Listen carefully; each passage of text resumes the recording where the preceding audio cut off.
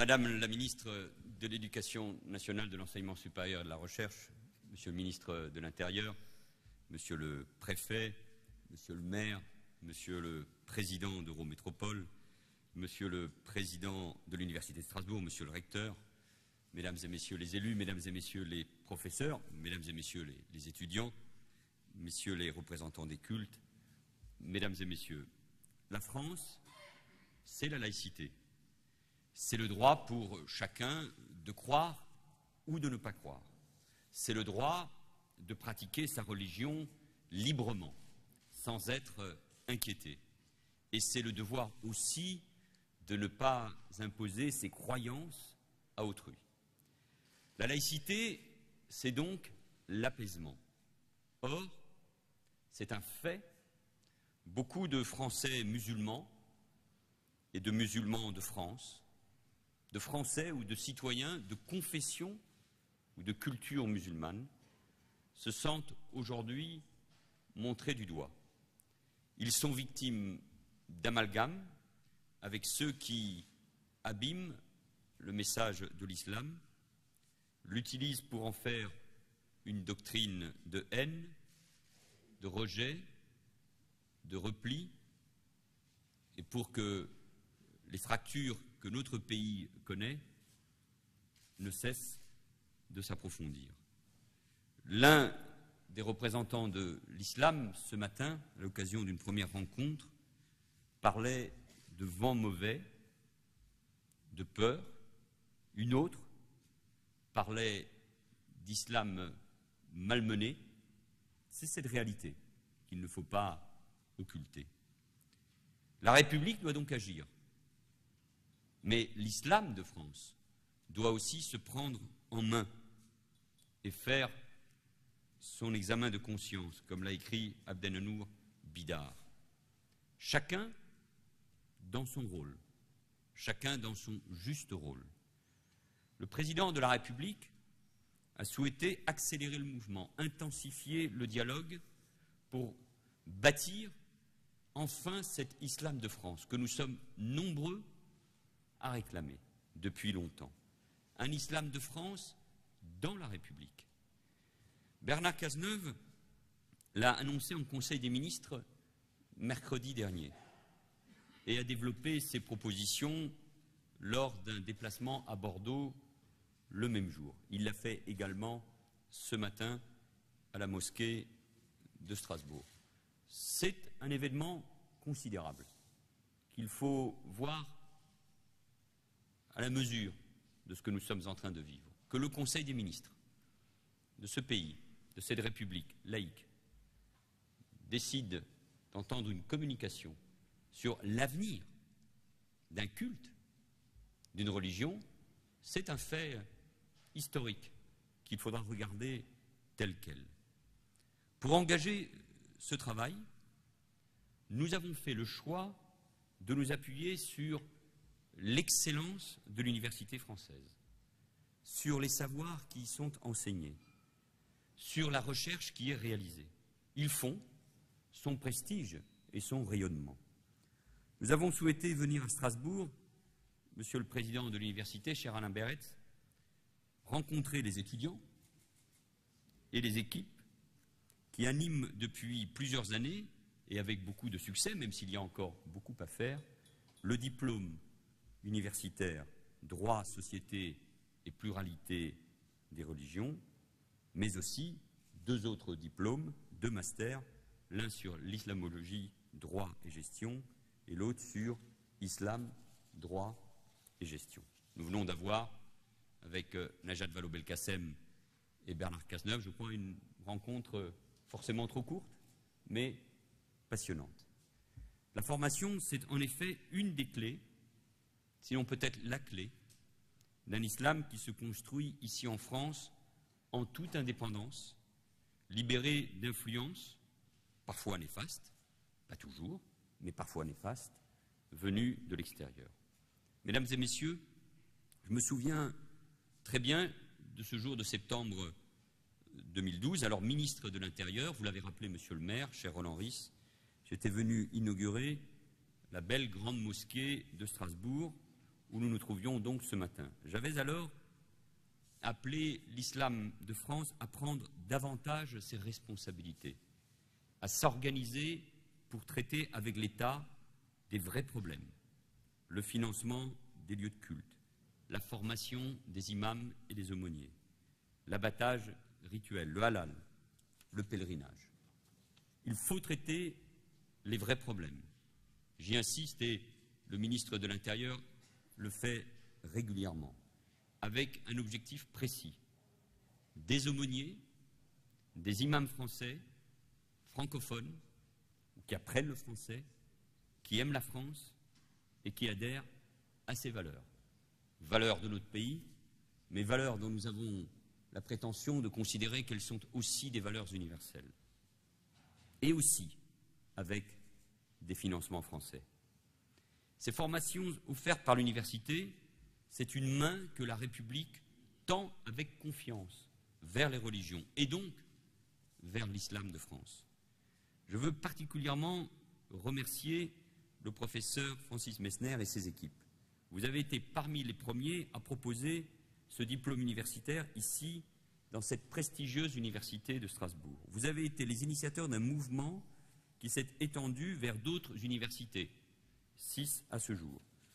Le gouvernement, par la voix de Najat Vallaud-Belkacem, se donne l'objectif de multiplier par 2 cette offre de formation avant la fin de l'année. Une formation qui doit être de qualité, donc évaluée, qui doit concerner progressivement le plus d'étudiants possible. La vocation de cette formation, c'est bien entendu la connaissance de nos principes républicains appliqués au fonctionnement des cultes. C'est un passage qui doit devenir incontournable, je devrais plutôt dire obligatoire, pour exercer certaines fonctions. Je pense en particulier à celle d'aumônier. Je pense aussi aux règles qui devront s'appliquer aux ministres du culte formés à l'étranger et qui viendraient exercer en France. Nous souhaitons, avec les 2 ministres, que les préfets, les recteurs, les collectivités territoriales, les responsables associatifs se fassent les promoteurs de ces formations pour qu'elles soient connues. Un réseau doit maintenant se mettre en place. Les enseignements peuvent bien sûr encore évoluer. Il s'agit d'une matière vivante et nous souhaitons que le travail engagé se poursuive. C'est en ce sens que nous développerons également des conventions entre les universités qui délivrent ces diplômes universitaires et les établissements d'enseignement supérieur privés. Il s'agira donc d'offrir aux étudiants des biparcours, combinant donc théologie, qui n'est pas, vous l'avez rappelé, Monsieur le Président, du domaine proprement dit de l'État, et formation civique et civile, qui là est du domaine de l'État. Najat Vallaud-Belkacem et Bernard Cazeneuve l'ont rappelé au Conseil des ministres mercredi dernier. Il nous faut conforter les dispositifs de recherche existants, faciliter le transfert de connaissances pour améliorer nos politiques publiques et enfin soutenir des programmes ambitieux de recherche sur des thématiques prioritaires. Nous en avons abordé quelques-unes il y a un instant. La gestion en sera assurée conjointement par les ministères de l'Éducation nationale, de l'Enseignement supérieur et de la Recherche et le ministère de l'Intérieur. La communauté universitaire et scientifique sera invitée à y participer dans le cadre d'appels à propositions. Il faut une montée en puissance rapide pour accueillir, je le disais, davantage d'étudiants. Et il faut bien sûr une reconnaissance pleine et entière de ces diplômes. Cher professeur Messner, je vous l'ai dit il y a un instant, quand vous me remettiez votre rapport, le gouvernement s'inspirera donc de vos travaux pour aller de l'avant, en s'appuyant sur un principe. La laïcité n'est pas un obstacle, elle est une méthode. J'entends bien sûr, avec le ministre de l'Intérieur notamment, les remarques qui disent que l'État n'a pas à s'immiscer dans la gestion des cultes. Et en réponse, je tiens à préciser devant vous le cadre de la démarche entreprise aujourd'hui vis-à-vis de l'islam de France. Il faut être très clair, je le répète, l'État ne s'occupera pas de théologie. Il n'y aura pas de loi, il n'y aura pas de décret, il n'y aura pas de circulaire pour dire ce que doit être l'islam. Il n'y aura pas de tutelle, pas de privilège particulier. Jamais l'État ne prendra le contrôle d'une religion, d'un culte. La France est je le rappelle souvent, la seule démocratie occidentale dont l'identité politique moderne s'est construite contre la religion. Non pas la religion en tant que telle, mais la religion en tant que prétention à occuper le champ social en lieu et place de l'État. Et la laïcité, ces deux dimensions, mais confrontées au réel, parfois, elles sont questionnées. L'indifférence vis-à-vis de tout culte, la neutralité de l'espace public, c'est-à-dire de l'espace politique, où seule prévaut l'identité civique et nationale. Mais, au-delà du rappel de ces principes, est-ce une raison pour laisser une situation se dégrader? Est-ce une raison pour n'avoir rien à dire, pour n'avoir aucune réponse à apporter à nos compatriotes, à nos concitoyens de confession musulmane qui s'inquiètent des interventions étrangères, qui voient l'influence de certains groupes, y compris dans cette région, souvent liés aux salafistes ou aux frères musulmans, dénaturer un islam de France épris de paix et de concorde, mais qui voient aussi l'activisme de certaines fractions radicales faire l'apologie du terrorisme ou répandre un antisémitisme sans cesse plus violent. Non, nous ne pouvons pas rester indifférents à ces situations. Et puis, disons aussi les choses franchement, d'autres difficultés viennent s'agréger. L'atomisation de la communauté musulmane, terme à utiliser toujours avec prudence, à immense majorité sunnite, et donc non organisée, non hiérarchisée. La position sociale des Français ou des citoyens de confession musulmane. L'importance du débat autour de la mémoire coloniale. L'ampleur des préjugés. La globalisation, c'est-à-dire le monde dans lequel nous vivons et où les résonances des conflits aujourd'hui au Proche, au Moyen-Orient ou en Afrique, ces résonances existent bien sûr immédiatement dans notre pays. Un islam donc institutionnel qui lui-même est souvent divisé ou affaibli. Nous ne pouvons donc pas rester indifférents et nous ne devons nier aucun des défis auxquels nous devons faire face.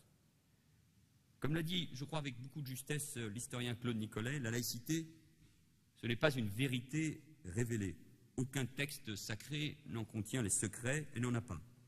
Elle se cherche, s'exprime, se discute, s'exerce et s'il le faut, se corrige et se répand.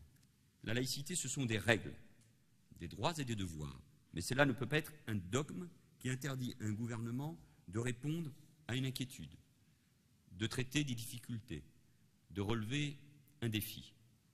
Croire ou ne pas croire, c'est une affaire intime, privée.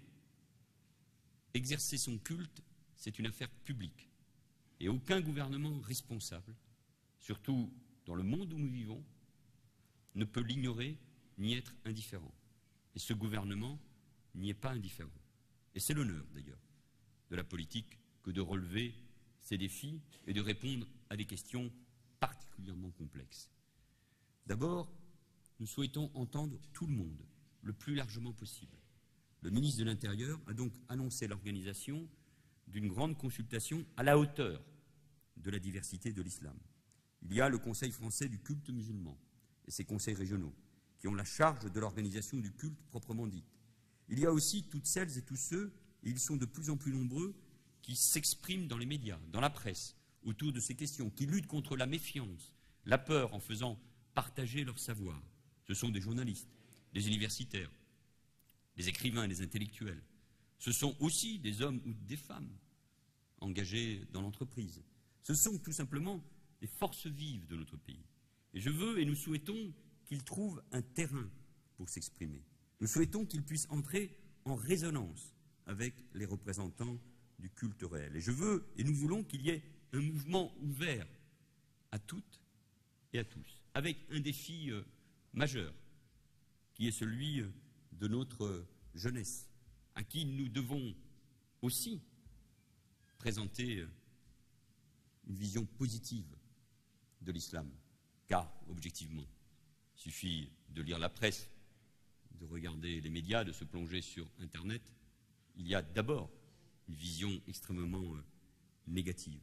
Et puis, face à ce que l'un des représentants de l'islam à Marseille décrivait comme l'islam virtuel, celui d'Internet, celui où une grande partie de la radicalisation s'opère en quelques heures ou en quelques jours, nous avons là aussi le devoir d'entreprendre, de construire et de mobiliser.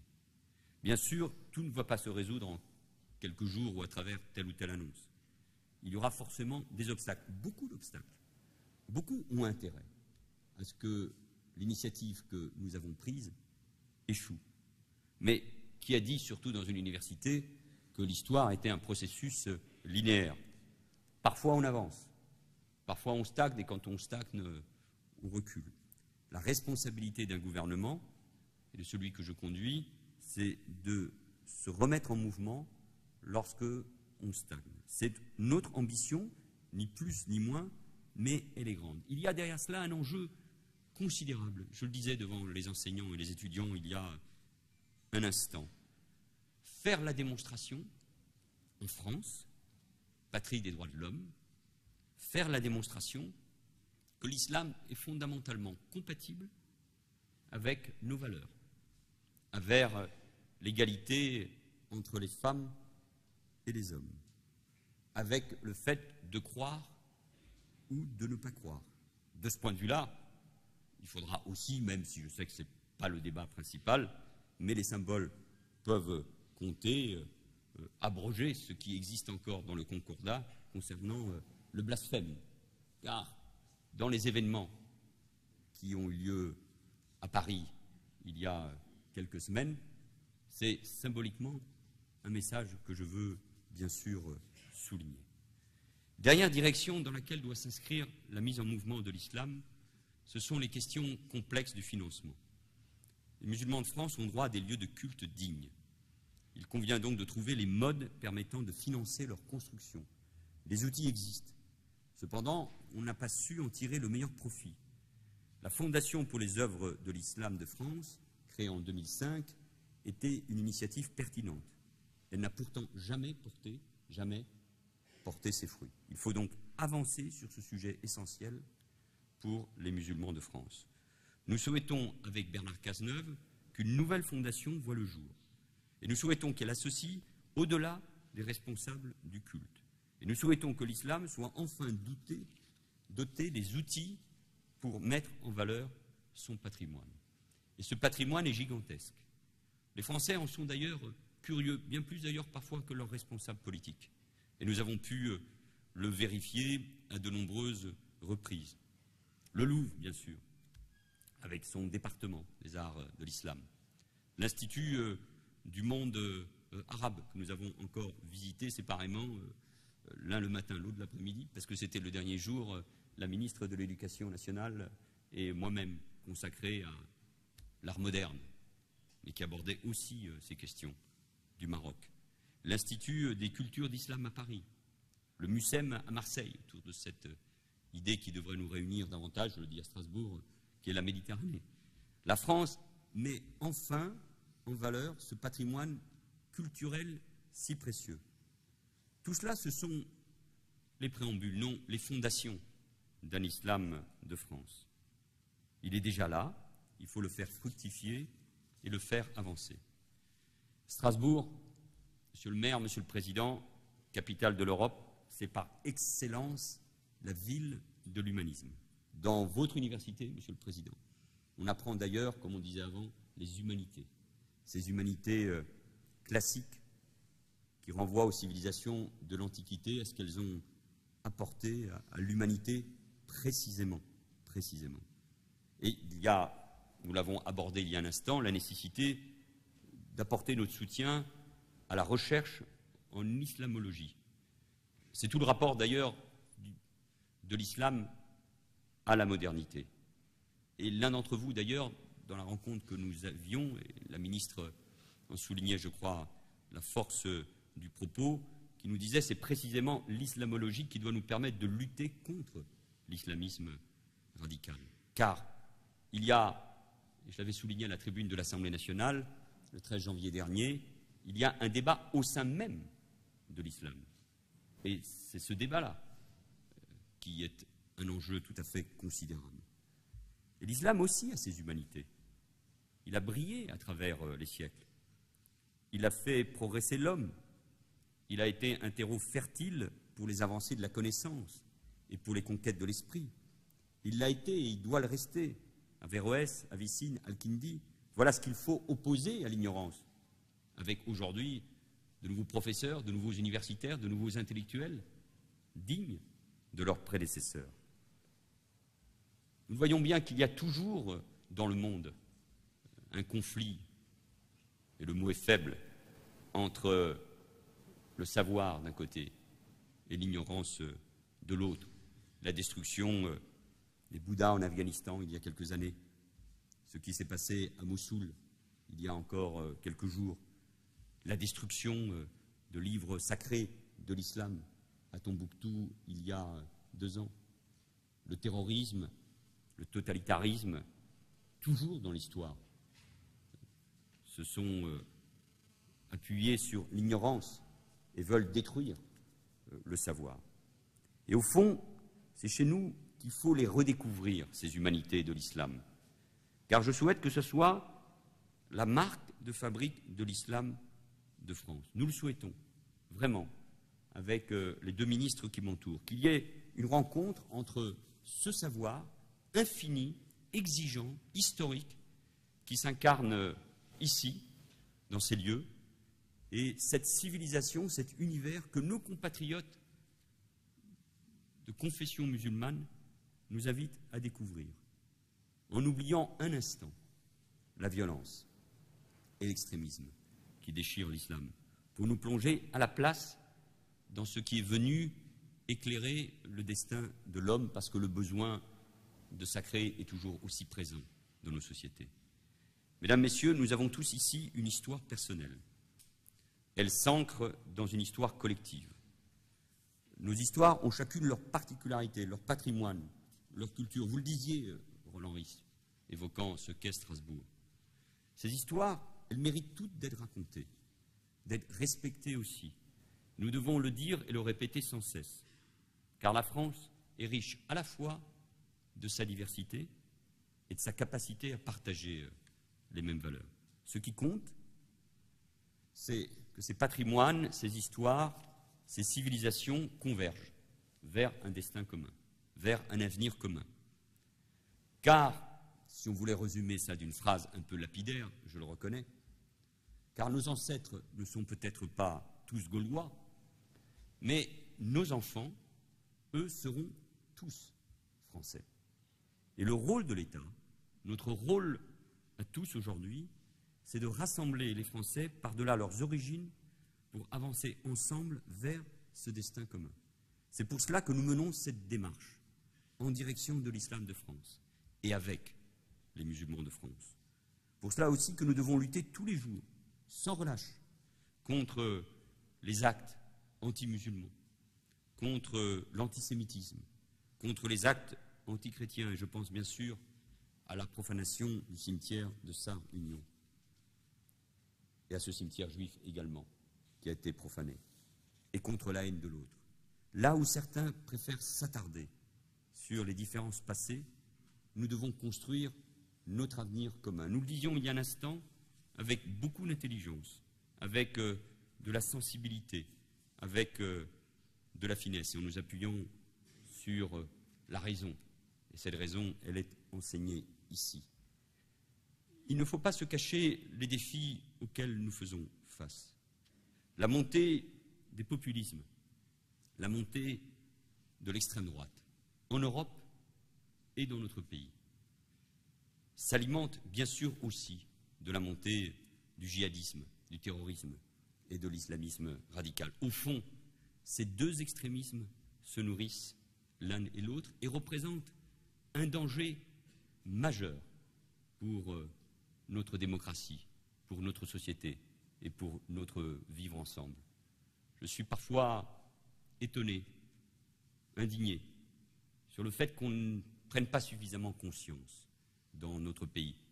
L'esprit du 11 janvier, vous l'avez évoqué, Monsieur le Président de l'Université, ce n'était pas un esprit éthéré ou aujourd'hui délétère. C'était une immense exigence des Français pour que nous répondions enfin aux grandes questions qui se posent à notre société et qui ont été reposées avec encore plus de force après les événements que nous venons de connaître. Et la seule réponse, la seule, à ces deux dangers qui se nourrissent l'un de l'autre, à ces deux dangers pour la République, ce sont des dangers majeurs, majeurs. Et je voudrais que chaque citoyen en prenne véritablement conscience. La seule réponse, c'est la République. La seule réponse, c'est la laïcité. La seule réponse, c'est l'éducation, c'est l'université, c'est le savoir, c'est l'intelligence, c'est la capacité de vivre ensemble. Nous devons y répondre. Sinon, notre projet, le projet national, ce qui fait que nous sommes français, ce qui fait que vous pouvez avoir ici 3 ministres qui incarnent aujourd'hui le gouvernement de la France et la République, aux origines différentes.